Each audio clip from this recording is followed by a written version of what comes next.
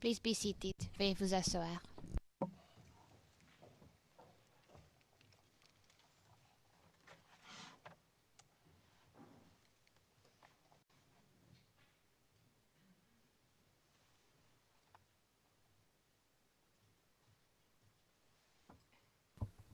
Good morning again, Mr. Mangou. Le président, bonjour. À nouveau, Monsieur Mangou.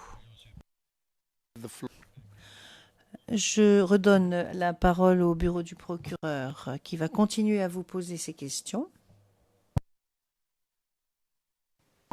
Thank you, Your Honor. Monsieur MacDonald, merci, Monsieur le Président. Et je vais vous présenter une vidéo du 12 janvier 2011. Et j'appellerai donc la pièce CIV OTP 0074 0063 de la minute 3:14 à la minute 11:38. Le transcrit correspondant est le 0087 0485. Et pour ce qui est de l'onglet, si vous me permettez, une petite seconde que je vous le donne.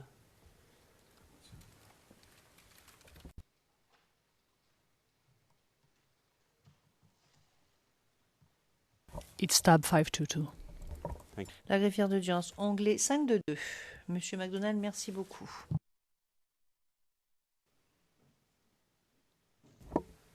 Alors, nous devons être sur Evidence 2, je crois. Oui, Evidence 2. Alors, Monsieur Mangou, nous allons regarder l'extrait.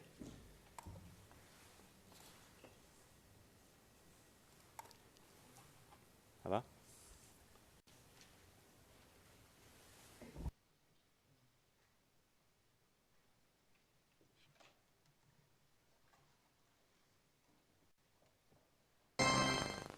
Madame, Monsieur, bonsoir. Un couvre-feu est instauré à partir de ce soir dans les communes d'Abobo et d'Anyama. Je vous propose à ce sujet d'écouter la déclaration du chef d'état-major des armées, le général de corps d'armée Philippe Mangou. Déclaration des forces de défense et de sécurité de Côte d'Ivoire. Les récentes manifestations de troubles à l'ordre public, les actes de vandalisme, de barbarie, les tueries et les assassinats perpétrés par les militants du Rassemblement des Zoufouettistes pour la démocratie et la paix au cours des marches insurrectionnelles organisées par ce groupement politique d'opposition les 16-17 décembre 2010 avaient causé la mort de 21 membres des forces de défense et de sécurité de Côte d'Ivoire. Depuis ces moments, le calme n'est plus jamais revenu dans ce pays et les morts se comptent par dizaines du fait des attaques à l'arme de guerre contre les éléments des forces de défense et de sécurité de Côte d'Ivoire et d'innocentes populations. Il ne se passe pas de jour sans que les forces de défense et de sécurité de Côte d'Ivoire, en mission de sécurisation et de protection des populations, ne soient les cibles principales d'attaques armées par des individus embusqués qui répondent ainsi aux incessants appels à la désobéissance civile, à l'insurrection et aux assassinats de toute nature lancés par des politiciens retranchés à l'hôtel du Golfe. Dans la journée du mardi 11 janvier 2011, des tirs aux armes de guerre dirigés contre les unités des forces de défense et de sécurité de Côte d'Ivoire, en patrouille dans la commune d'Abobogar, plus précisément au quartier PK18, ont fait 2 morts, 9 blessés et des matériels roulants de service endommagés dans les rangs des forces de défense et de sécurité de Côte d'Ivoire. Devant une telle atmosphère de quasi-insécurité et de menaces de guerre dans laquelle vivent les laborieuses populations de cette commune, des menaces d'attaques armées contre les forces de défense et de sécurité de Côte d'Ivoire, la mesure d'urgence suivante est prise. Un couvre-feu est instauré dans toute la commune d'Abobogar et d'Anyama à compter de ce jour, mercredi 12 janvier 2011, à partir de 19 h jusqu'au samedi 15 janvier 2011 à 06 h du matin. Cette mesure exceptionnelle permettra aux forces de défense et de sécurité de Côte d'Ivoire de poursuivre avec engagement et fermeté leur mission régalienne de sécurisation et de protection des populations. Elle sera également mise à profit par les forces de défense et de sécurité de Côte d'Ivoire aux fins de rechercher et de débusquer toutes les personnes qui sont responsables de ces attaques armées et autres agressions, de retrouver toutes les personnes désireuses à partir de leur cachette de s'attaquer à la République.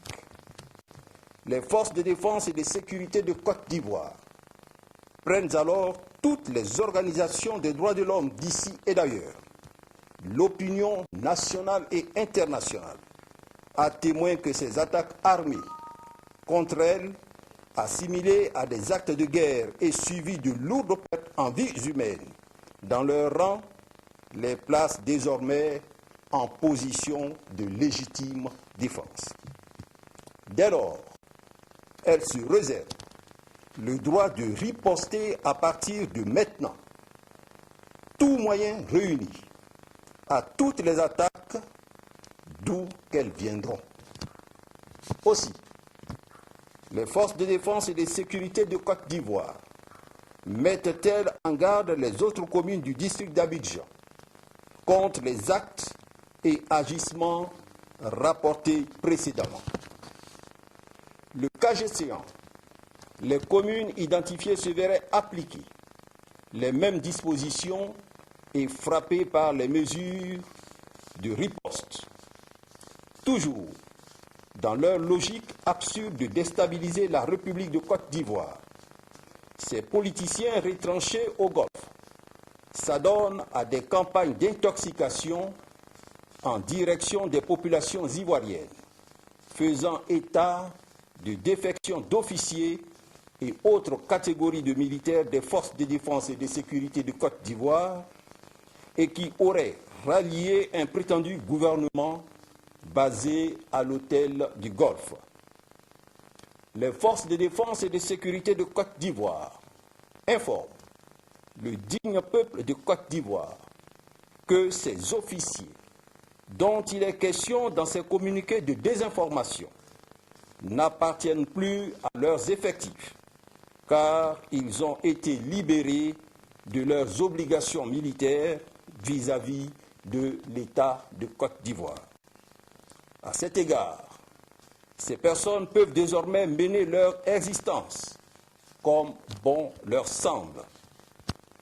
Les forces de défense et de sécurité de Côte d'Ivoire réaffirment qu'elles n'ont jamais été aussi unies et solidaires en ce moment même dans toutes leurs composantes et invitent les Ivoiriens et les Ivoiriennes à garder leur sérénité. Tout combat correspond bien à un objectif et à un contexte spécifique. Le combat majeur auquel les forces de défense et de sécurité de Côte d'Ivoire restent sans équivoque dans cette crise dite post-électorale, née de la volonté absurde de certaines personnes au plan interne et au plan externe de nier à la Côte d'Ivoire son indépendance totale, à décider de son destin. Les forces de défense et de sécurité de Côte d'Ivoire mènent l'unique combat de la sauvegarde de la souveraineté de la République de Côte d'Ivoire, dans le respect scrupuleux du fonctionnement de ses institutions et de sa Constitution. Aussi, les forces de défense et de sécurité de Côte d'Ivoire invitent-elles l'ensemble des populations à garder leur calme et leur demandent de continuer à vaquer tranquillement à leurs occupations, seul gage, d'une part, du bien-être social de chacun et pour aider, d'autre part, au redécollage économique de notre cher pays, la Côte d'Ivoire. Que Dieu bénisse la Côte d'Ivoire. Fait à Abidjan le mercredi 12 janvier 2011, signé le général de corps d'armée Philippe Mangou, chef d'état-major des armées.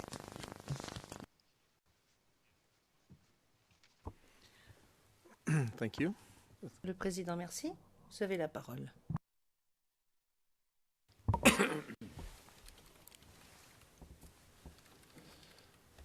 Vous, évidemment, rappelez de ce communiqué, M. Mangou? Alors bien sûr, quand un communiqué est clair comme ça, vous voyez que ça ne donne même pas lieu à des discussions. Alors ce que je voudrais dire, effectivement, ce communiqué a été lu par moi. Néanmoins, il y a un point à souligner, parce que tout fait est évolutif, suite donc des enquêtes personnelles qu'on mène.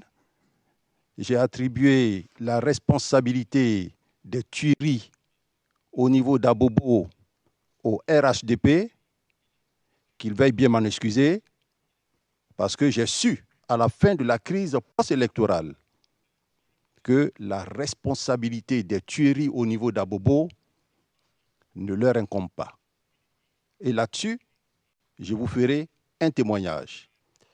Par contre, pour tout ce qui suit, c'est bien ce que nous avons dit.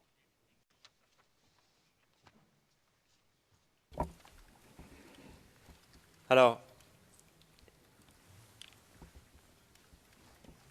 quand le président a-t-il autorisé ce décret?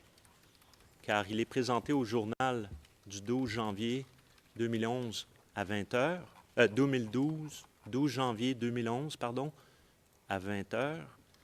Donc, ma question est, à quel moment le président vous autorise-t-il à lire ce communiqué? Dès qu'on reçoit le décret, on le porte à la connaissance de la population.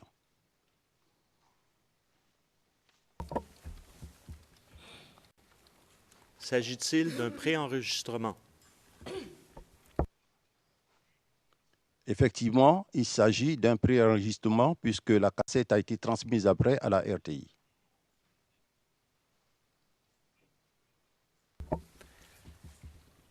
À ce moment-là,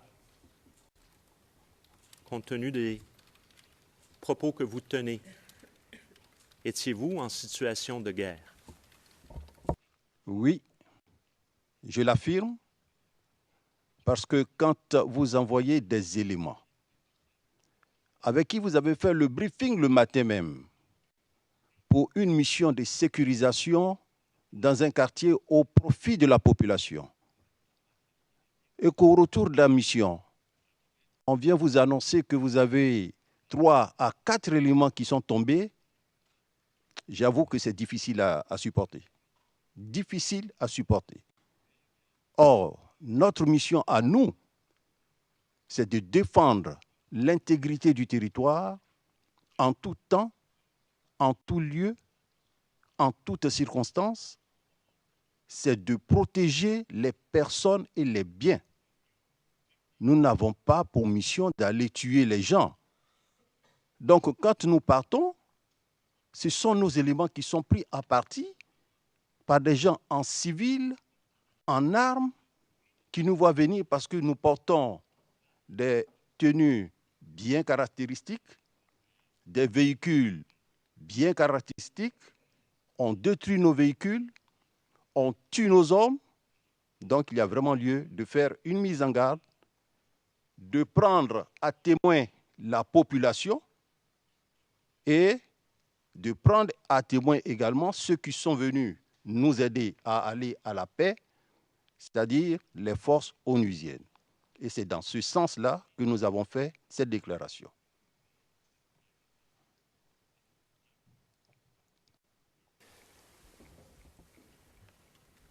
Avant la lecture ou l'enregistrement, je devrais dire, l'enregistrement de ce communiqué, avez-vous eu une rencontre à l'état-major avec les généraux? Effectivement, vous voyez que le lieu où la déclaration a été faite, c'est bien la salle de conférence de l'état-major. Donc, à l'issue de la rencontre avec nos commandants des forces et suite aux nombreux décès de nos hommes, nous avons décidé, après en avoir rendu compte à M. le ministre Alain Dogrou, de faire un communiqué pour prendre à témoin la population, comme je l'ai souligné, et pour éventuellement appeler aussi l'attention de l'ONUCI si ce genre de fait.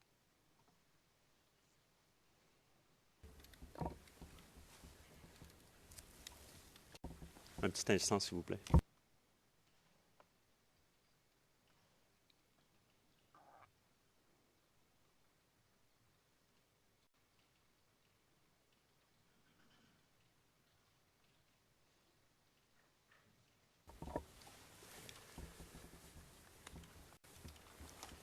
Quelle était la base juridique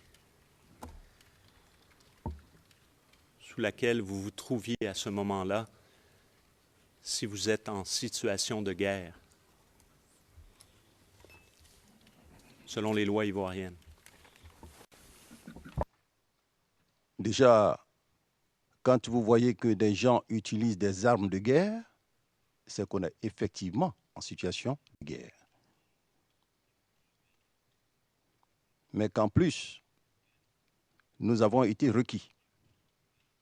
Et c'est en accomplissant cette mission que certains de nos hommes sont tombés.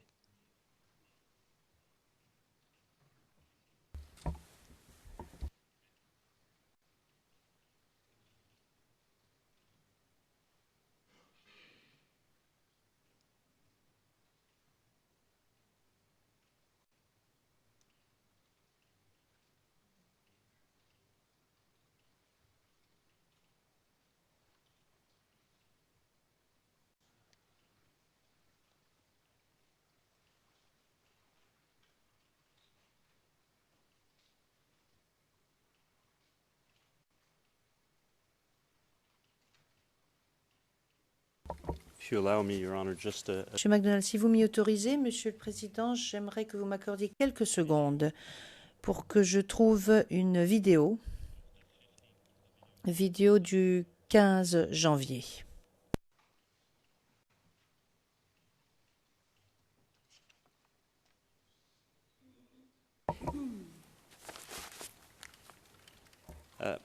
Your Honor, Monsieur le Président, accordez-moi quelques secondes, s'il vous plaît.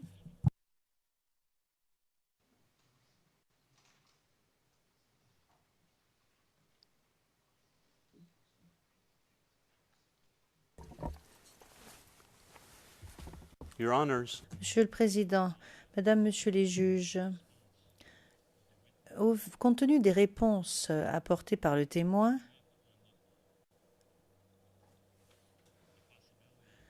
et en ce qui concerne la possibilité de montrer des documents qui ne figurent pas sur la liste des documents, mais qui figurent sur la liste des éléments de preuve, j'aimerais diffuser et montrer une vidéo du 15 janvier. Il s'agit toujours de la base juridique. Il s'agit d'un décret, de la lecture d'un décret. Le numéro ERN est 0064 0111 1. Il s'agit d'une vidéo qui a fait l'objet d'un versement direct. Et d'ailleurs, la défense était vue octroyer un temps supplémentaire pour pouvoir réagir à cette demande de versement direct. Donc, avec votre permission, nous aimerions pouvoir présenter cela. Dans un esprit de confraternité, nous ne nous opposons pas à ce que cette vidéo soit montrée. Thank you very much. Le président, je vous remercie. Maître Knops. Maître Knops. Monsieur le Président, nous nous en remettons à la Chambre. Nous nous contentons de constater que la Chambre a déjà rendu une décision au sujet des documents qui font l'objet de débats juridiques, donc qui ne sont pas automatiquement, ou cela fait l'objet d'un débat juridique, puisqu'il s'agit de documents qui n'ont pas été automatiquement communiqué par l'accusation en attendant que la décision soit rendue. Le président, monsieur le procureur, je vous en prie, monsieur McDonald, et je m'excuse car nous n'avons pas de transcription pour cette vidéo. Mais il s'agit donc de la lecture d'un décret. C'est tout à fait dans la même veine. Donc si Madame la greffière d'audience pouvait afficher ou diffuser la vidéo 0064-0111. Et si je ne m'abuse, nous allons donc la diffuser à partir de la minute 3 minutes 17 jusqu'à 4 minutes 35.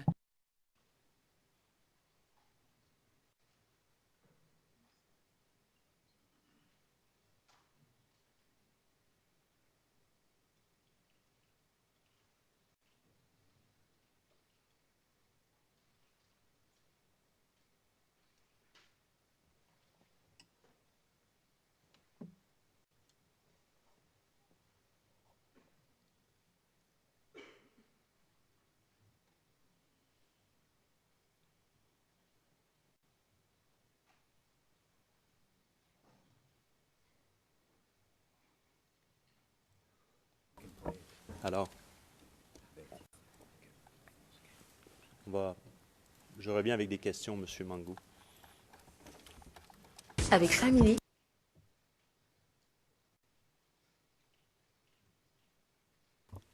That is what you do since 2 days. En Côte d'Ivoire. Nothing new. Du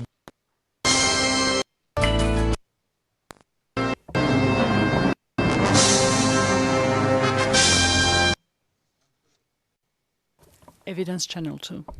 Ce sera sur le canal Évidence 2. Oh, excusez-moi, Évidence 1.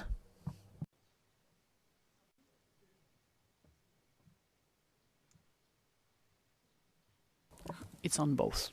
En fait, c'est sur les deux. Bonsoir, bienvenue. Ouvrons ce journal par ce décret de la présidence, décret portant prorogation du couvre-feu dans les communes d'Abobo et d'Anyama. Le président de la République décrète, article 1er, le couvre-feu institué par le décret 2011-8 du 12 janvier 2011 dans les communes d'Abobo et d'Anyama sont prorogés comme suit. Le samedi 15 janvier, à partir donc d'aujourd'hui, de 19h à 6h. Le dimanche 16 janvier, de 19h à 6h. Le lundi 17 janvier, de 19h à 6h. Le mardi 18 janvier, de 19h à 6h du matin. Le mercredi 19 janvier, de 19h à 6h. Le jeudi 20 de 19h à 6h du matin et enfin le vendredi 21 janvier de 19h à 6h du matin. Donc on retient que le couvre-feu commence aujourd'hui et prend fin le vendredi 21 janvier prochain. Dans l'actualité ce soir, le lancement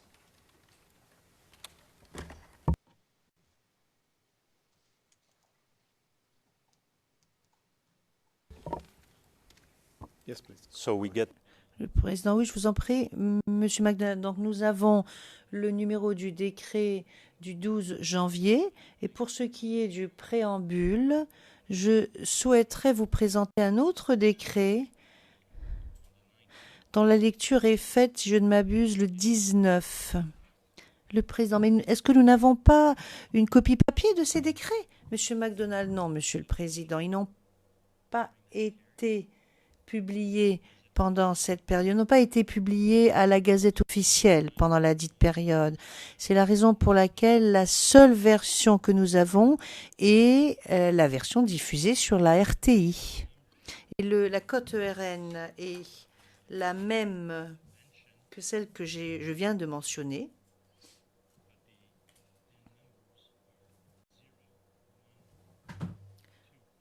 Mais les 4 derniers chiffres sont 0, 1, 1, 2. Et la date sera mentionnée lors de la diffusion et la lecture du décret. Alors, ce sera à partir du début de la lecture du décret, donc que nous allons voir ça. Donc, c'est le début du journal d'information et nous pourrons interrompre à la fin du préambule. Point n'est besoin d'écouter la lecture des articles.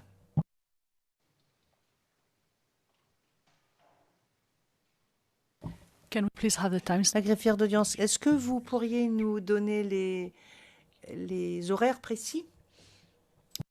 Unfortunately, I don't have the time. Datage, Monsieur MacDonald, écoutez, malheureusement, je ne dispose pas de l'eurodatage, mais je pense que cela devrait être plus ou moins à partir de 3 minutes. Voilà, nous allons commencer maintenant.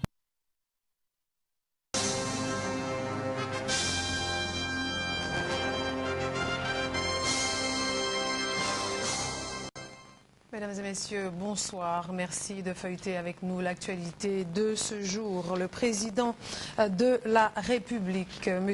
Laurent Gbagbo, a reçu ce vendredi le ministre des Affaires étrangères internationales de la coopération et des Gambiens.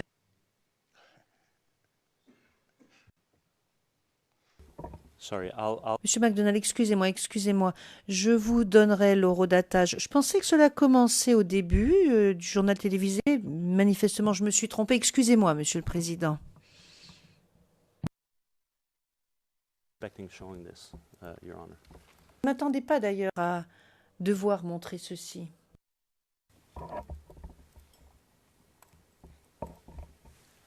Just a second. Une petite minute, je vous prie.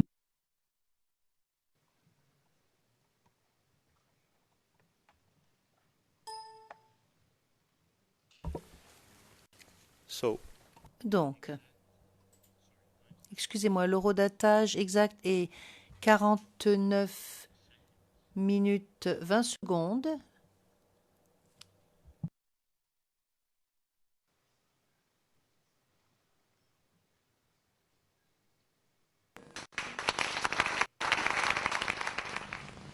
À propos d'éducation, un communiqué du ministère de l'Éducation nationale nous rappelle que les conséquences de cette crise Bon, écoutez, Monsieur le Président, nous reviendrons plus tard là-dessus. Excusez-moi. Le Président, oui. Écoutez, je dois vous dire que je ne comprends pas l'utilité qu'il y a à lire le préambule d'un décret. Mais enfin bon, cela est de votre sort. Monsieur MacDonald, mais Monsieur le Président, c'est pour les mêmes raisons. Le Président, oui, je le sais, mais normalement, un décret existe par écrit. Et s'il est présenté, il fait partie du dossier de l'affaire, donc je ne comprends pas. Mais je ne veux surtout pas me lancer dans un débat à ce sujet. Non, je viens juste d'exprimer mon point de vue, Monsieur MacDonald, et poursuivez parce que sinon nous allons perdre du temps et je ne veux surtout pas perdre de temps. Monsieur MacDonald, bien.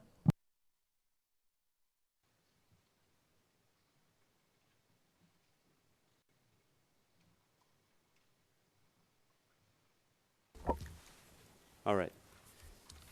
Monsieur MacDonald, très bien.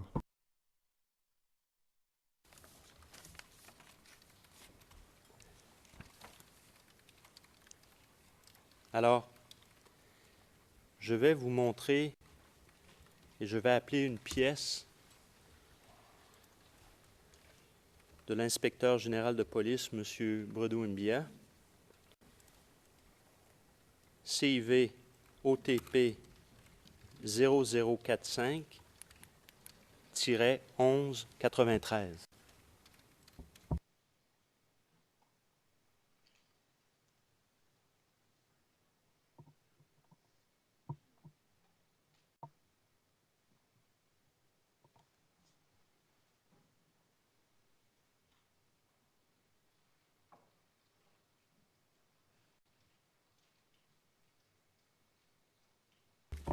Très bien. Alors, on fait référence au décret à la 3e ligne, et c'est un document, donc toujours de M. Mbia. On fait référence au décret du 12 janvier 2011 portant instauration d'un couvre-feu dans les communes d'Abobo et d'Anyama comme suit.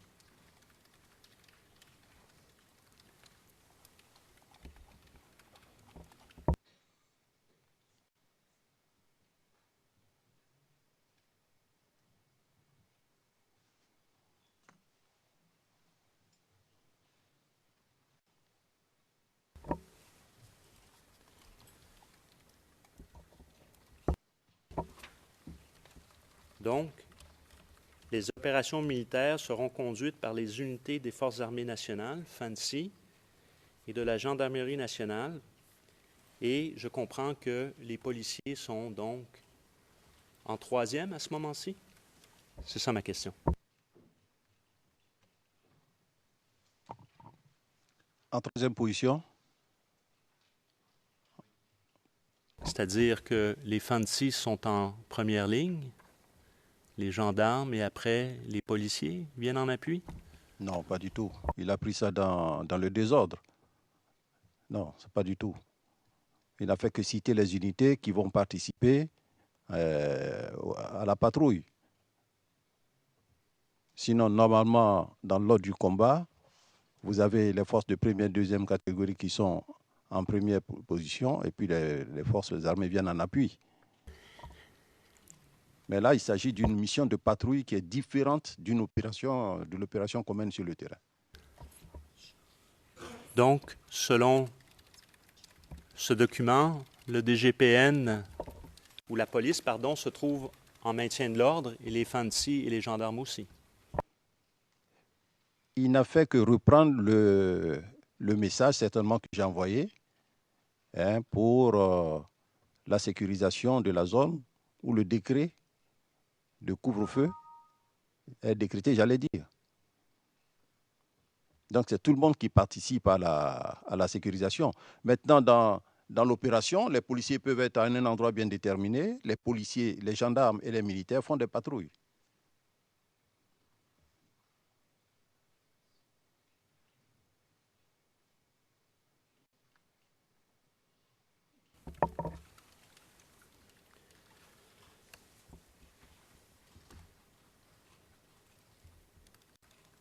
J'aimerais, à ce moment-ci, poursuivre et vous poser la question, suite à la lecture de ce communiqué, on vous voit lire le communiqué, avez-vous eu une rencontre avec le président de la République? Non, je n'ai pas eu de rencontre avec le président de la République. Je vous ai précisé tout à l'heure que pour lire le communiqué, nous avons rendu compte au ministre de la Défense. C'est sûr que le ministre de la Défense lui-même, qui est chargé de l'exécution de la politique de défense, a dû rendre compte au président de la République.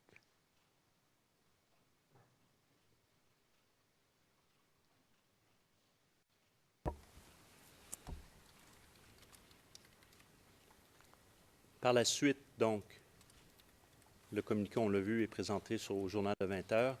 Vous êtes-vous déplacé à la résidence pour rencontrer le président?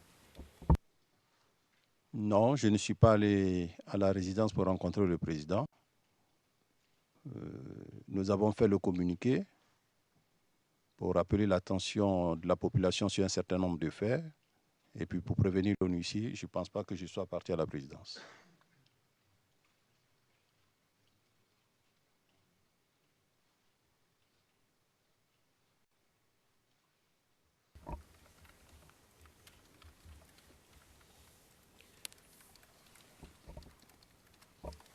Alors, j'appellerai la pièce 0088 0863. Et si nous pouvions aller à la page 1087.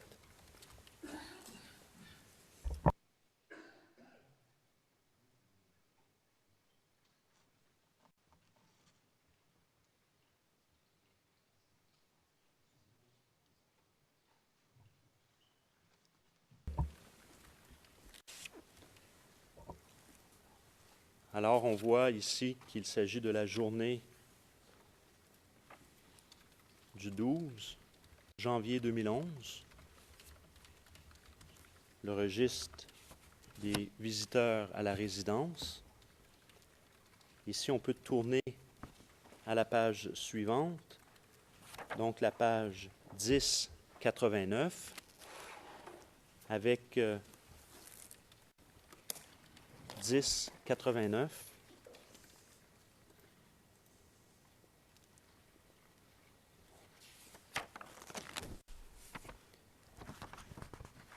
« 1089. Et si on peut mettre l'emphase à la ligne 34 à 44, s'il vous plaît.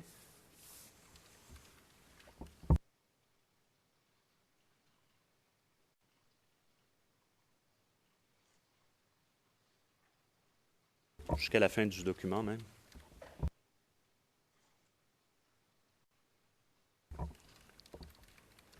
Donc, on voit à l'entrée 34, M. Bredou Mbia, qui est enregistré à 21h56, vous-même le SEMA à 21h50, Général Kassaraté à 53, 21h53, M. Doc Beaublé à 21h54.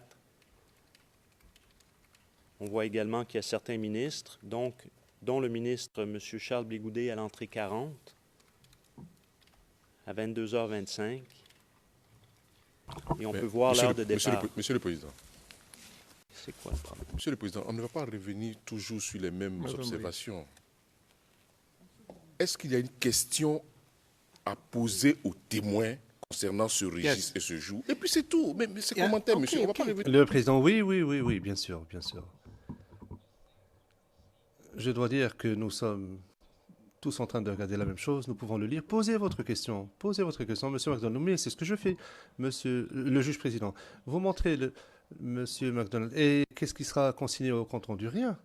Le président n'empêche que nous avons une référence. Donc, j'aimerais que vous posiez votre question, tout simplement. Nous voyons tous ces noms-là qui figurent dans ce registre, du 34 aux autres. Donc, posez votre question. Est-ce que cela rafraîchit votre mémoire, M. Mangou, d'une rencontre le 12 janvier 2011? Pas du tout. Alors, je voudrais être précis. Je vous avais défini les rencontres avec le président de la République au palais de la présidence de la République avec des dates bien précises. Et je me rappelle vous avoir dit qu'au niveau de la résidence, nous avons eu tellement de rencontres que je ne peux pas définir une date ni une heure. J'ai été clair là-dessus la dernière fois. Donc, quand vous me présentez un document, c'est bien mon nom, mais à quel moment j'y étais? Je suis un humain, la mémoire, elle est oublieuse. Hein.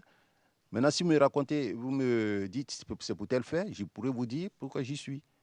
Mais quand je vois un cahier où on relève l'identité des visiteurs SEMA, suivi des autres, je ne peux pas me rappeler à quelle réunion nous y étions. Nous étions. Très bien, je vais vous montrer maintenant une vidéo.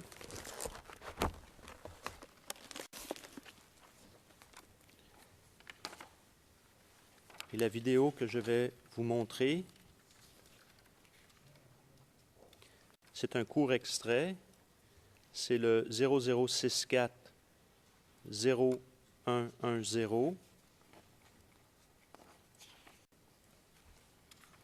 de la minute 3:49 à 6:34.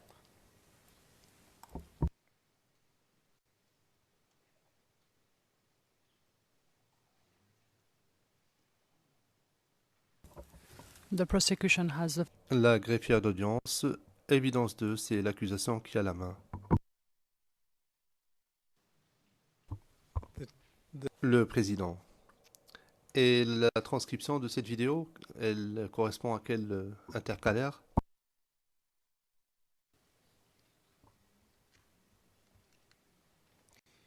Can we please have the... Est-ce que l'on pourrait avoir la référence à la transcription, à l'intercalaire qui contient la transcription, pour les interprètes, s'il vous plaît? Monsieur MacDonald. 494. Le président, merci.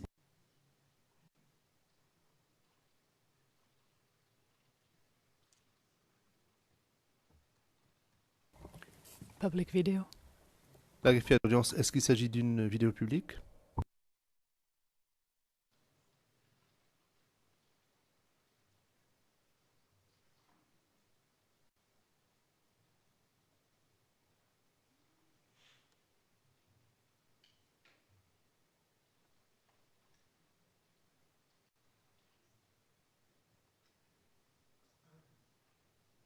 So they're ready?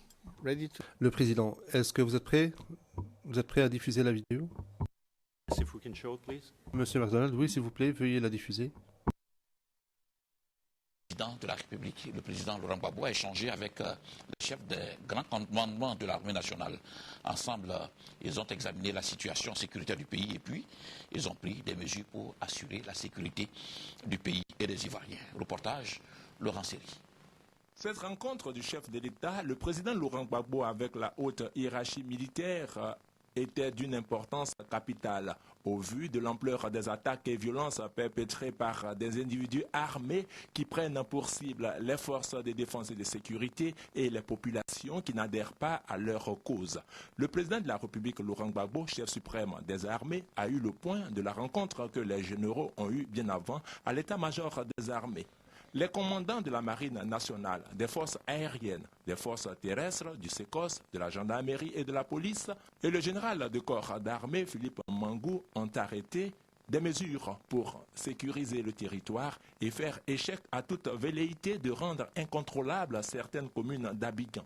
Cette rencontre était élargie aux membres du gouvernement, notamment le Premier ministre Gilbert Aké-Ngbo. Le général de corps d'armée Philippe Mangou, au sortir de cette rencontre, a dénoncé la partialité observée sur le terrain concernant les casques bleus de l'ONU. Moi, j'ai toujours accusé les forces onusiennes d'être de connivence avec les rebelles. Je l'ai toujours dit. Parce que nous ne pouvons pas comprendre qu'après l'attaque, 2 minutes tout juste après l'attaque, une dizaine de 4x4 passent, voient nos morts, voit le blessé agonisant, on le dépasse et puis on dit qu'on a la recherche d'une population qu'on cherche à sécuriser. Nous ne comprenons pas. Et peu de temps après, ils sont repassés en effectuant des tirs.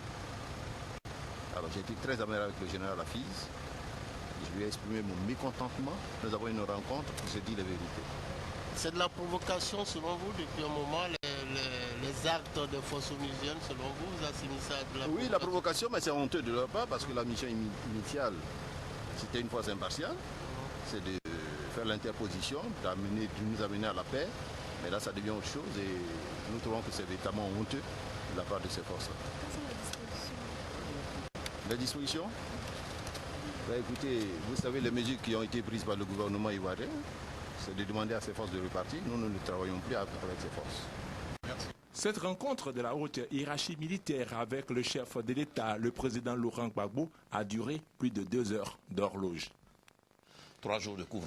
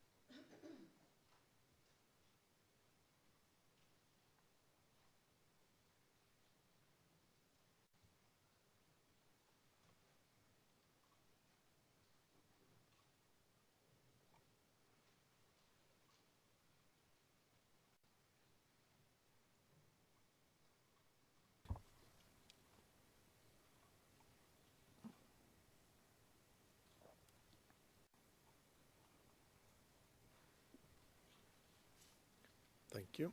Now. Le président, merci. Monsieur MacDonald.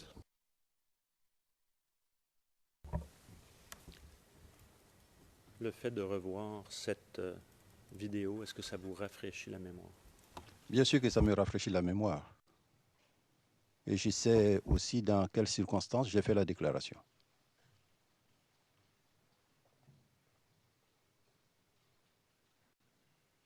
Please tell us. Le président, veuillez nous le dire. Quelle a été donc la discussion que vous avez eue avec le président et les personnes présentes? Alors, Monsieur le Président, j'ai été très amer avec les forces onusiennes. Parce que j'estime que quand un pays est en crise et qu'une force vient vous aider à aller à la paix, elle se doit d'avoir un certain comportement. Je ne vais pas jeter le discrédit sur l'ensemble des forces impartiales qu'il faut reconnaître a fait un travail satisfaisant pour la Côte d'Ivoire, a aidé la Côte d'Ivoire à aller à la paix parce que nous sommes militaires et je sais que quand on quitte sa famille, on quitte son pays pour se mettre au service d'un autre pays, ce n'est pas facile. Ils ont fait l'essentiel. Mais comme dans tout groupement, dans toute association de personnes, il y a des personnes qui, de par leur comportement, jettent le discrédit sur le travail satisfaisant fait par l'ensemble. Et là, je vous l'ai dit, Monsieur le Président, j'ai été très amer parce que, comme je le disais tout à l'heure, dans la nuit du 11 au 12, nos policiers qui étaient partis pour la sécurisation d'Abobo et qui étaient au rond-point d'Abobo ont été entourés, tués, des véhicules calcinés. Au même moment est arrivé un convoi de 10 véhicules des forces impartiales. Il y en avait qui agonisaient encore, qui n'étaient pas encore morts, couchés dans leur sang, qui cherchaient secours. Ils les ont regardés, ils ont tourné le talon, ils ont embarqué dans leur véhicule et ils sont partis. Nous sommes ici au sein d'une justice internationale. C'est une faute très grave, le refus de porter assistance à personne en danger. Entre nous militaires, il y a une certaine solidarité qui fait que nous nous appelons frères d'âme.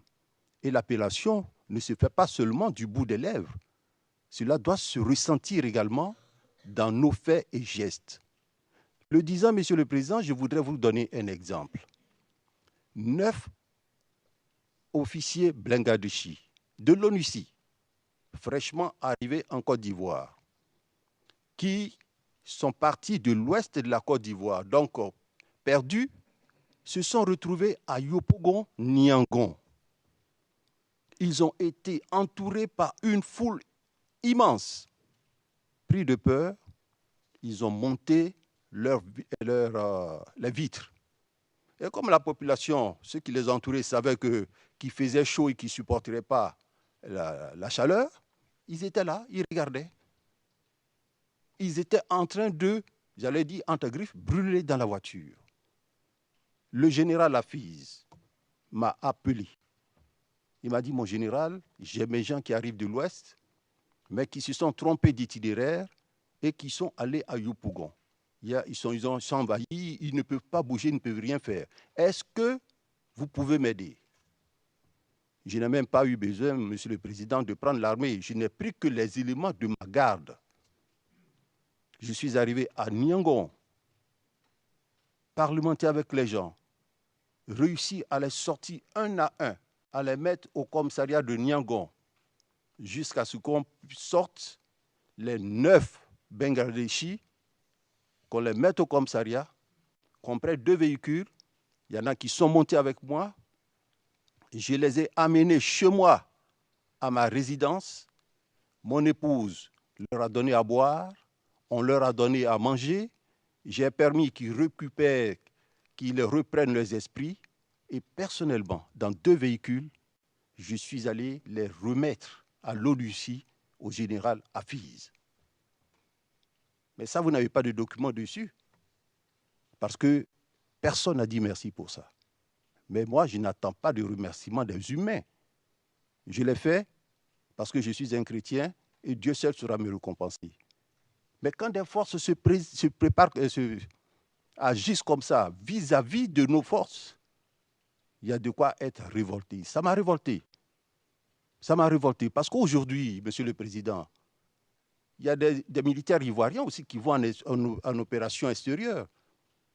Est-ce qu'on autoriserait que ces gens-là s'en prennent aux jeunes de ces pays, que ces gens-là tombent sur des faits où ils pourront porter secours, ils tournent dos?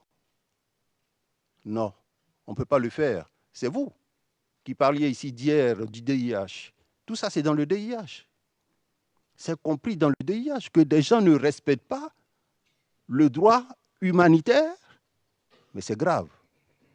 C'est grave. On ne peut pas être tendre avec eux. Donc, effectivement, je n'ai pas été tendre avec eux. Et je l'ai signifié au général Hafiz. Un policier qui tombe, qui est en train d'agoniser, qui n'est pas encore mort, vous le laissez, vous partez. La deuxième raison pour laquelle je suis intervenu, il s'agissait de l'organisation des patrouilles. Même quand ce sont les éléments d'une même unité qui font des patrouilles, nous évitons que ces éléments se retrouvent sur le même terrain, parce que la nuit, tous les chars sont gris. Et en patrouille, vous prenez toutes les dispositions au cas où vous tombez sur l'élément ennemi pour intervenir. Donc, il pouvait avoir des méprises. Si l'ONUCI veut participer à nos patrouilles, qu'elle nous dise, on n'interdit pas. Mais en ce moment, nous repartissons les secteurs pour faire les patrouilles. Mais on arrive à Bobo, on fait nos patrouilles, on les voit venir. Alors, la nuit même, quand vous voyez les phares allumés, vous n'identifiez pas qui vient en face. Donc, je me suis plaint de ces deux faits et j'ai trouvé que c'était vraiment de la provocation, que c'était inamical de leur part de ne pas venir au secours de leurs frères d'armes. C'est leurs frères d'armes qui sont tombés, de les regarder mourir sans leur porter secours et puis d'embarquer dans leur véhicule et de partir. Voici les raisons, Monsieur le Président, pour lesquelles j'ai fait cette déclaration.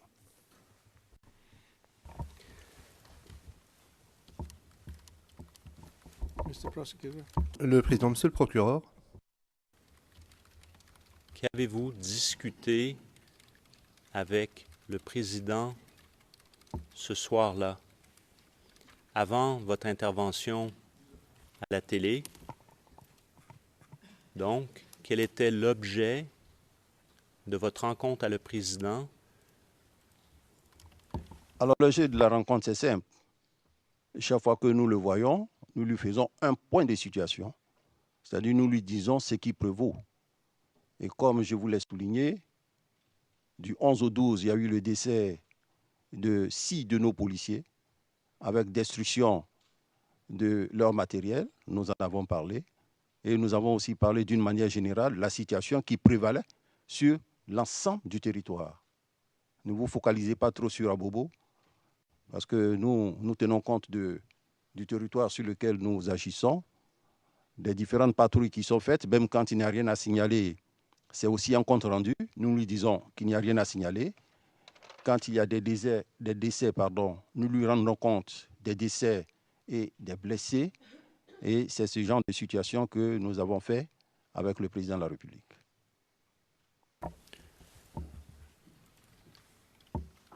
Vous a-t-il donné des instructions suite à votre débriefing? Non, le Président n'a pas donné d'instructions. Il savait que nous étions requis, que nous faisons notre travail. Il n'a pas donné d'instructions particulières, puisque pendant cette période, c'était la police qui était sur le terrain dans le cadre de l'opération de maintien de l'ordre. Il n'y avait pas de situation particulière qui nécessitait un déplacement avec une rencontre de l'ennemi. Donc, les comptes rendus qui ont pu être faits au Président de la République, ce sont des comptes rendus de fin de patrouille et autres.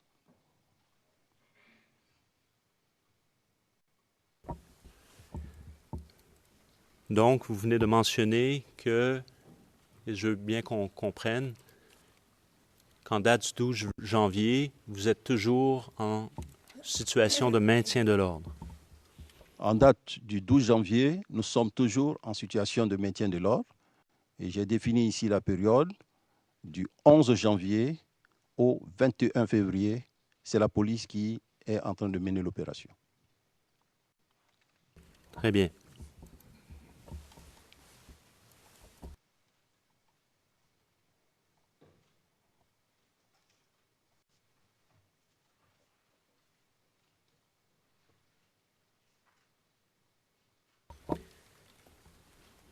J'aimerais maintenant appeler la pièce CIV OTP 0071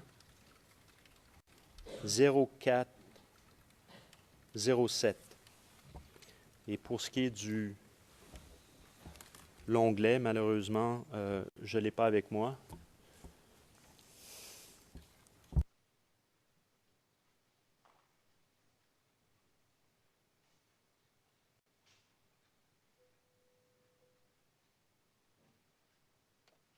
Tab 417. Greffier d'audience, intercalaire 417.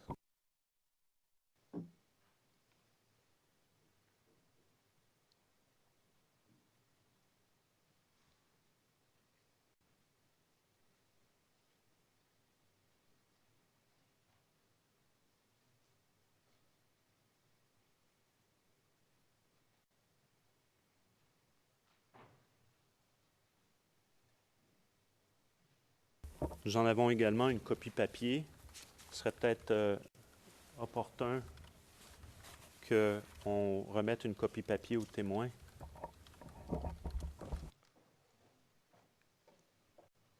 Vu la longueur du document.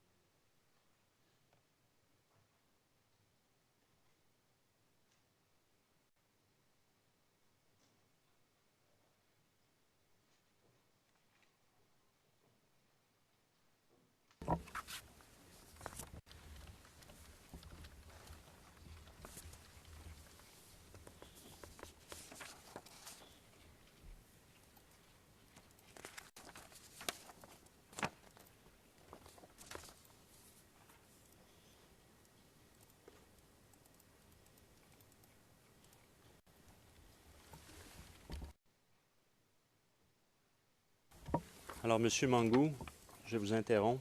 Oui. Il s'agit de... De quoi s'agit-il, ce document? Alors là, ce n'est pas une opération qu'on menait, c'est une action ponctuelle dans une zone donnée. C'est une action ponctuelle dans une zone donnée. C'est différent d'une opération, d'une offensive que nous menons. Quelle est cette action ponctuelle que vous menez? C'est dans quel quartier? C'est à Bobo. C'est à Bobo parce que le maintien de l'ordre, il faut le comprendre, hein, dès l'instant où il n'y a rien, les policiers sont en place, ils observent. Mais s'il y a un coin où il y a des mouvements, où il y a des tirs, nous menons une action là-bas. Parce que les policiers, ils ont des moyens conventionnels de maintien de l'ordre. Mais c'est différent de la deuxième phase d'opération où nous sommes en mouvement. Si vous voulez, c'est une opération coup de poing que nous menons dans une région bien définie, bien précise. C'est quoi ça, une opération coup de poing? Une opération coup de poing, c'est une opération qui a un but bien précis, en fonction d'une situation bien précise. Alors, j'attirerai maintenant votre...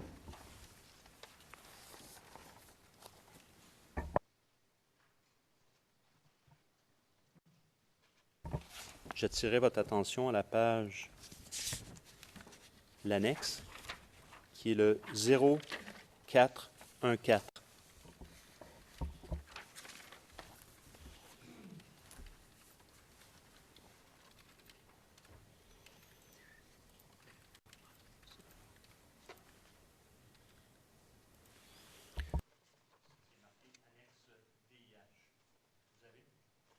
Je vois, je cherche. Oui, DIH, oui.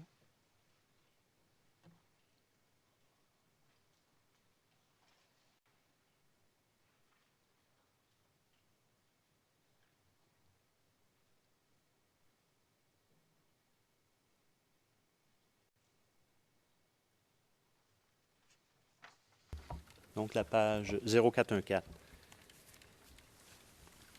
Donc, à ce moment-là, c'est les règles, c'est les missions dans le cadre du maintien de l'ordre. C'est bien ça? C'est les droits à respecter? Absolument. Donc, vous voyez que je répondais, et cela, cette note répond à votre préoccupation de savoir si nos soldats sont instruits au droit international humanitaire. Parce que dans les missions que nous donnons, nous mettons un accent dessus. Et là, le colonel qui a fait le frago rappelle ça aux hommes, hein, droit de l'homme, droit national, droit coutumier, parce qu'il y a aussi des droits coutumiers qu'il faut respecter. Et il descend plus bas pour parler des règles à observer dans tous les cas, hein, respect des personnes et des biens, interdiction de procéder à des exactions et à des pillages, faciliter l'intervention du CICR, de la Croix-Rouge et du corps médical. Donc, c'est des consignes, elles sont bien précises pour que les soldats ne fassent pas ce qu'ils veulent sur le terrain.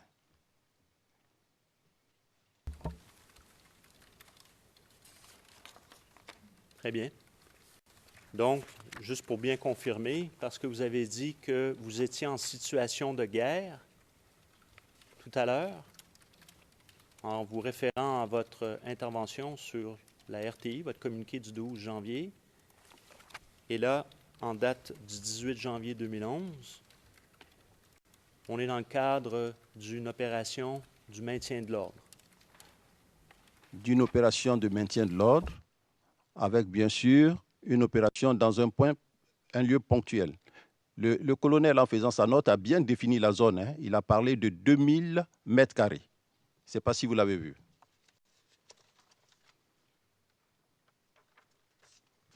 Voilà. Concernant la situation milieu-terrain, il a bien défini la zone d'une superficie d'environ 2000 mètres carrés. À Bobo, je vous l'ai dit hier, c'est une superficie de 10 000 hectares. Donc c'est bien une opération bien précise dans la zone indiquée.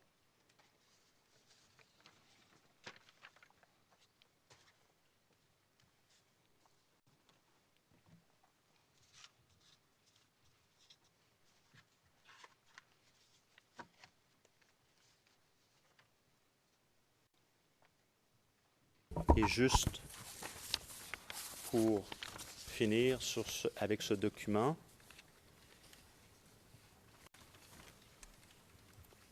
j'appellerai la page 0412 du même document. Si vous revenez au point 3G, instruction de coordination étant la rubrique, en bas de page, vous allez voir les chiffres 00710412.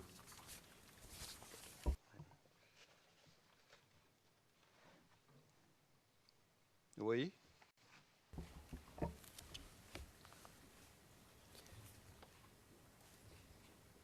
Oui, donc... Alors, on voit rassemblement terminé le 12 janvier à 11 heures, le 12 janvier 2011 à 14 heures sur la place d'armes de l'état-major. Donc, on revient aux événements du 12 janvier. Dans ce document du 18 janvier. Oui. On les lit. il y a ce lien. Oui.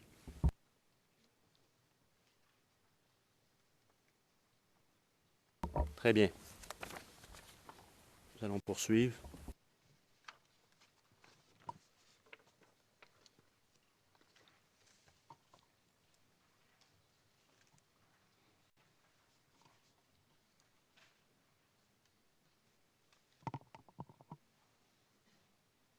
J'aimerais maintenant appeler le document suivant sur notre... Je parle pour mes collègues, je vais appeler le document suivant sur notre liste, le CIV OTP 0046 0507. L'onglet, on va me le donner à l'instant. Tab 247. Onglet 247. Merci.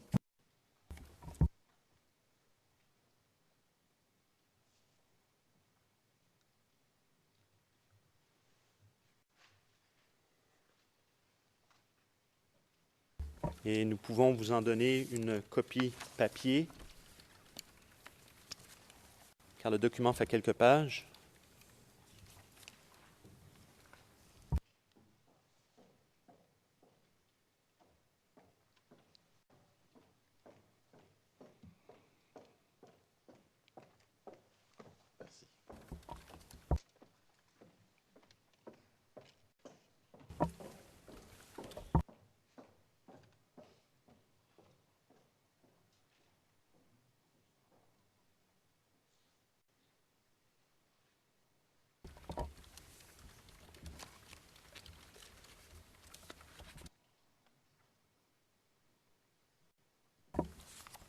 Donc, si on voit la page 0508, M. Mangou, votre signature, donc la deuxième page du document.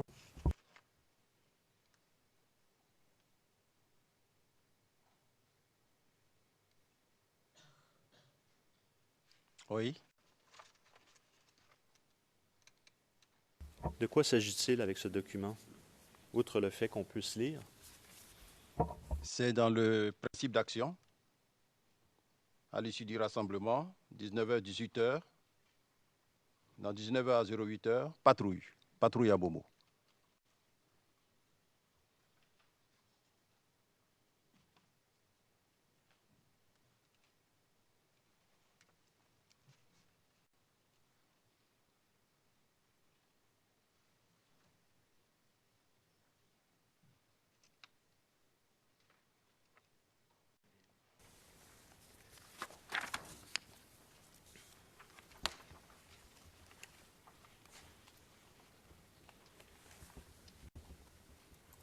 J'aimerais, M. Mangou, délaisser un peu la question des offensives, des phases, la phase offensive dans laquelle vous dites que vous étiez au mois de février. On va y revenir cet après-midi. Mais avant de ce faire, j'aimerais vous revenir sur une rencontre du 20 janvier 2011 que vous avez eue à l'état-major et la Chambre a vu déjà en présence de M. Bligoudet, Richard Dacoury et Serge Cassy, ainsi que les généraux. D'accord? Que pouvez-vous nous dire sur cette rencontre? Alors, le 20 janvier 2011, aux environs de 09 heures, nous avons reçu donc à l'état-major des armées M. Bligoudet, accompagné de Richard Dacoury, de Serge Cassy, qui est venu nous porter l'invitation des jeunes patriotes à une cérémonie d'hommage aux forces de défense et de sécurité.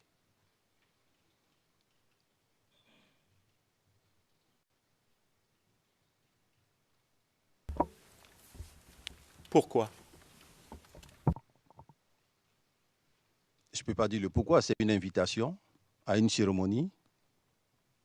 Nous avons à répondre ou à ne pas répondre, Mais j'avoue que j'ai répondu favorablement à cette invitation.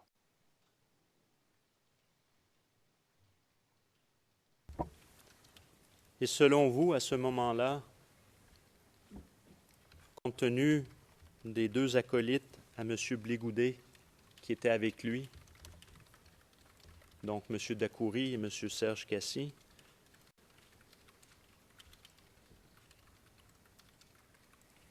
venait-il en sa qualité de ministre ou venait-il en sa capacité de représentant de la jeunesse? Le mot désigné. Le président, écoutez, c'est une question tout à fait spéculative. Est-ce que vous pourriez reformuler, s'il vous plaît? Monsieur le Président. Monsieur Magnal, oui, je vais reformuler. Monsieur le Président, j'ai une autre observation. Maître Bougnon. Oui, merci, Monsieur le Président. En français, c'est marqué acolyte. En français, c'est marqué acolyte. Ça a une connotation assez grave, Monsieur le Président. Le Président, je comprends tout à fait. Oui, oui, tout à fait. Et cela donne une impression négative, tout comme en italien d'ailleurs. Donc oui, cela a une connotation négative, un sens négatif. Monsieur McDonald, je vais reformuler. Vous comprenez un peu la question. Non, mais moi-même, je voulais le relever, parce qu'acolyte, ça fait péjoratif. Que le chef d'état-major des armées reçoive des acolytes, ça ne me plaît pas. Donc, je voulais le relever. Ce sont des jeunes Ivoiriens. Blégoudet n'est pas venu en tant que ministre. Il est venu en tant que leader des jeunes patriotes. Et je disais tout à l'heure que j'ai favorablement répondu à l'invitation.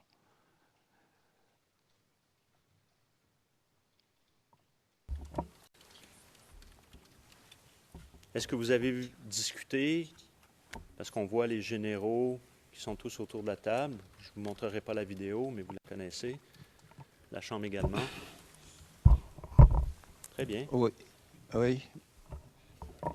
Monsieur le Président, pas qu'on ait discuté de cette invitation. Il m'a tout simplement appelé pour me dire qu'il souhaitait venir nous porter l'invitation. Et c'est moi qui ai convié les généraux, puisqu'il s'agissait des forces de défense et de sécurité.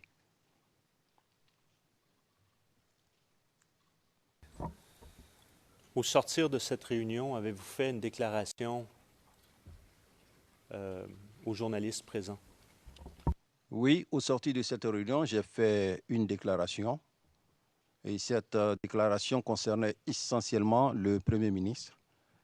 Parce que le Premier ministre Soro et moi, nous étions en contact.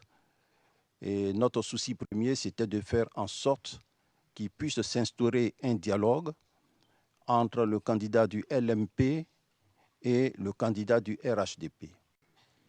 Et là-dessus, le Premier ministre, il savait bien l'avis que j'avais sur les résultats des élections. Et il a annoncé comme ça que je connais les résultats.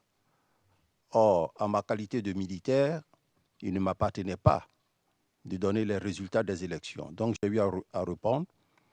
Mais je voudrais très rapidement passer sur ce fait parce que le Premier ministre Soro, lors de son voyage en Guinée équatoriale, m'a fait l'honneur, parce que ça faisait encore partie de ma circonscription diplomatique, m'a fait l'honneur de me recevoir dans sa chambre. Et à deux, nous nous sommes parlé, nous nous sommes compris. J'ai présenté donc mes excuses au Premier ministre Soro. Je voudrais l'en remercier parce que il faut noter aussi que le Premier ministre Soro a toujours eu pour moi une certaine, j'allais dire, une certaine considération. Quand il devait être nommé Premier ministre dans le cadre des accords de Ouaga, il a appelé Bakayoko et moi. Ça a été un honneur pour moi, pour solliciter notre avis avant de le faire. Donc, c'est vous dire qu'il m'accorde de l'importance et de la considération aussi. Donc, cet incident est classé et clos. Je ne veux pas en parler.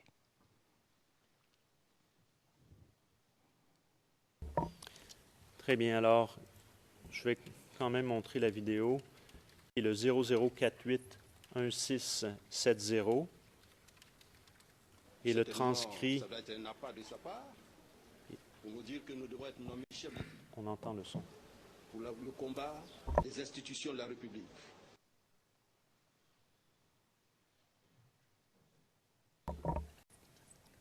Alors, nous allons présenter l'extrait de la minute.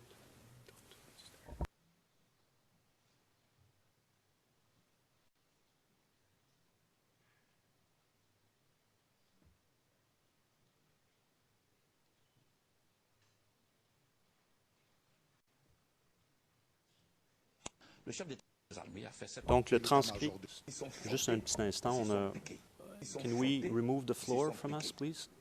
Est-ce que nous ne voulons pas avoir la main? So the ERN. Donc, la cote ERN de la vidéo est 0048-1670. La transcription figure dans le document 00490040. Et l'horodatage, ou plutôt, nous allons diffuser la vidéo depuis le début de la vidéo jusqu'à la fin du discours de M. Mangou, ou de l'intervention de M. Mangou.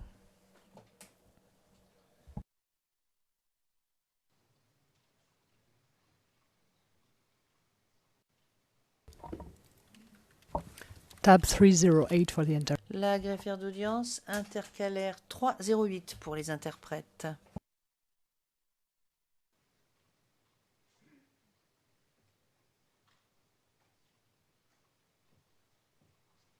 L'intercalaire 308 ne figure pas dans le dossier qui a été remis aux interprètes.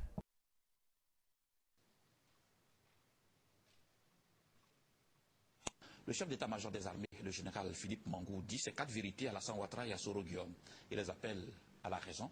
Le général Mangou annonce que l'armée nationale est prête à toute éventualité. Le chef d'état-major des armées a fait cette mise au point à l'issue d'une rencontre qu'il a eue avec le ministre de la Jeunesse ce matin à l'état-major des armées. Mambo Abe. En sa double qualité de leader des jeunes et de ministre de... It's tab greffière d'audience. Il s'agit de l'intercalaire 306.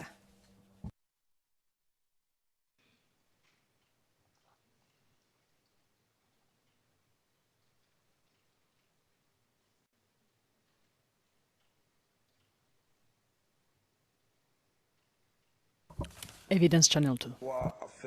Canal Évidence 2. Les Occidentaux.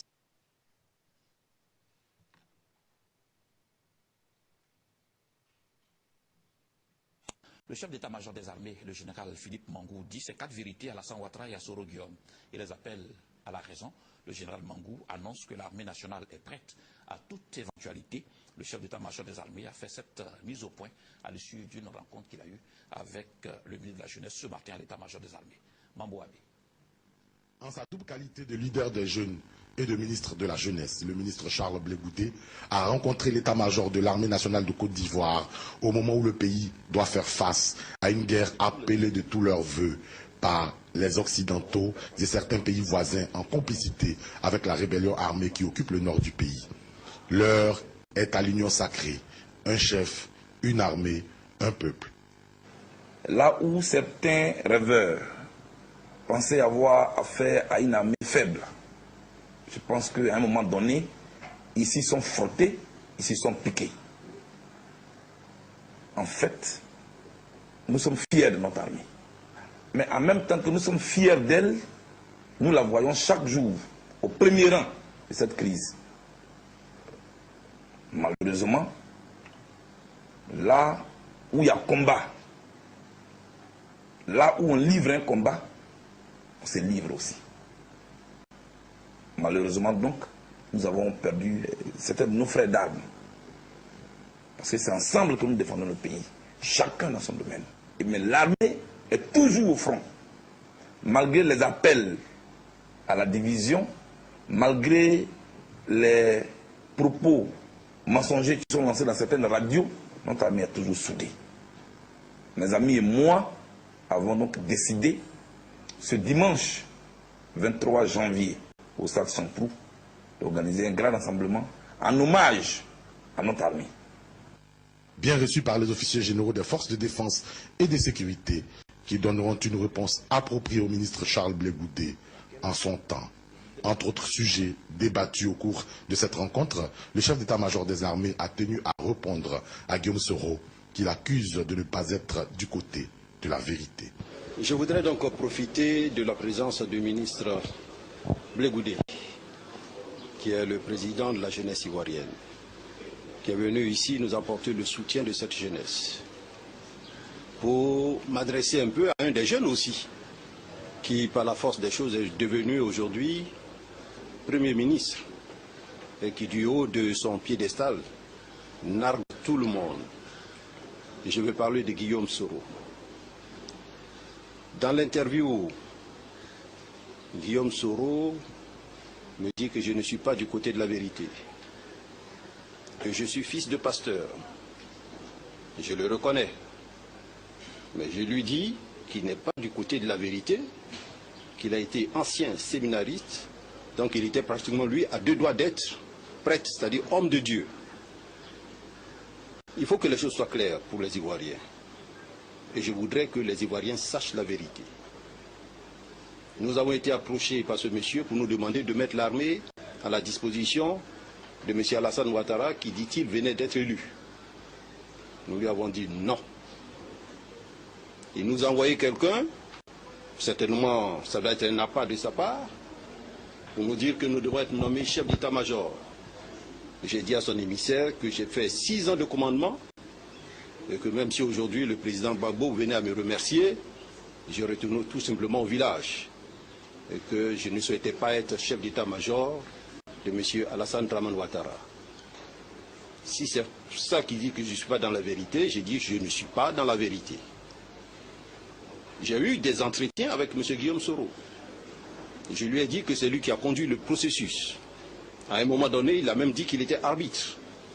Et je lui ai tout simplement dit que quand on a conduit le processus, comme il a fait, et quand il s'est dit arbitre, comme il a été, il se doit de dire aux Ivoiriens la vérité. Nous avons tous écouté M. Guillaume Soro. Il nous a toujours dit, à la réunion des généraux, tout comme aux Ivoiriens, que tous les candidats ne devaient se prononcer qu'après que le Conseil constitutionnel ait donné les résultats définitifs. Est-ce ce qui a été fait? Ce n'est pas ce qui a été fait. Nous, des forces de défense et de sécurité, nous avons une mission. Celle de défendre l'intégrité du territoire national en tout temps, en tout lieu, en toutes circonstances, quelles que soient les formes d'agression. C'est de protéger les institutions de la République. L'institution de la République a parlé, nous nous en tenons à ce qu'a dit l'institution de la République. Il faudrait que cela soit clair. J'ai même dit à Guillaume Soro qu'il a été à la tête, et ça au téléphone, des gens qui hier ont tué, ont égorgé certains de nos frères d'armes, ont éventré des femmes enceintes, que trop c'est trop, qu'il est tout jeune, et qu'il ne serait pas bien qu'il ait dans sa main le sang des Ivoiriens. Je me rappelle, et comme si cela datait d'hier, lors d'une cérémonie organisée par M. le ministre Blé Goudé à l'hôtel Ivoire, prenant la parole, Guillaume Soro a dit, il y a des gens qui appellent à faire la guerre parce qu'ils n'ont pas encore entendu tirer un seul coup de canon. Alors pourquoi lui aujourd'hui, il appelle tous ces pays du monde à venir tuer les Ivoiriens, à tuer les Ivoiriens, alors qu'il n'y a même pas de cela longtemps qu'il a présenté ses excuses aux Ivoiriens. Malheureusement, c'est lui qui appelle à la guerre, c'est lui qui appelle les forces étrangères à venir tuer les Ivoiriens qui veut commander demain. Et nous disons, trop c'est trop, il faudrait qu'il arrête. Il faudrait qu'il arrête tout cela. Il faudrait qu'il puisse comprendre cela. Si le lui dire, il pense que c'est faire preuve, c'est insulter Alassane Dramane Ouattara, alors je dis qu'il est en train de faire une fausse route. Il est en train de faire une fausse route. Et les chrétiens, tout comme moi, notre Dieu, c'est un Dieu de justice. C'est un Dieu de justice. Il faut qu'il se le dise. Il est certes bon, mais lent à la colère. Et tout ce qui se passe, se fait sur cette terre, tôt ou tard, on finit par le payer. Il faudra qu'il le sache. Et surtout, qu'il sache qu'en appelant les gens à venir tuer les Ivoiriens, qui n'est pas immortel, qu'un jour, lui également, il partira. Et en ce moment, tous deux, nous aurons des comptes à rendre devant notre Seigneur. Qu'il sache rester humble. Il a été Premier ministre. Nous avons respecté ses fonctions. Qu'il ait un minimum d'égards pour les Ivoiriens. Qu'il ait un minimum d'égards pour l'armée nationale. Et qu'il se garde de dire et de faire certaines choses. Aujourd'hui, ce même Guillaume Soro veut que nous mettions l'armée nationale à sa disposition. N'est-ce pas lui qui l'a combattu hier? N'est-ce pas lui qui a tué les éléments des forces de défense et de sécurité? N'est-ce pas lui qui a fait aligner des frères pour les égorger avec leurs familles et leurs enfants? Ils crient haro sur tous les toits. Ils sont à la recherche des charniers. Mais je crois qu'aujourd'hui, si la vérité doit éclater, les charniers, on ne les trouvera pas ici, mais on va les trouver ailleurs, peut-être en zone saine. Mais pour nous, en ce qui nous concerne, nous sommes prêts pour le combat. Pour le combat de la souveraineté. Pour le combat des institutions de la République. Rien ne nous fait peur. Et comme il veut que nous mettions en avant notre Seigneur, alors nous lui disons que pour nous, Christ est notre vie, la mort pour nous n'est qu'un gain. Nous sommes prêts, nous l'attendons. Tout est clair dans l'esprit de tout le monde. Attendons maintenant pour voir.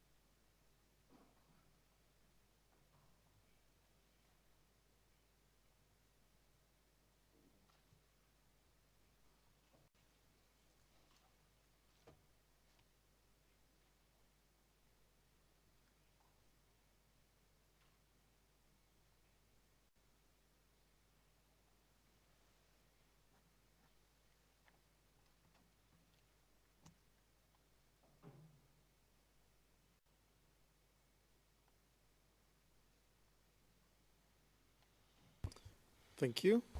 Le président, merci. Monsieur MacDonald. Je pense que nous pourrions peut-être faire la pause et je poserai ma question après. Le président, c'est ce que j'allais dire, justement. Merci. Nous allons donc avoir notre pause déjeuner, monsieur. Nous reviendrons à 14h30. L'audience est levée.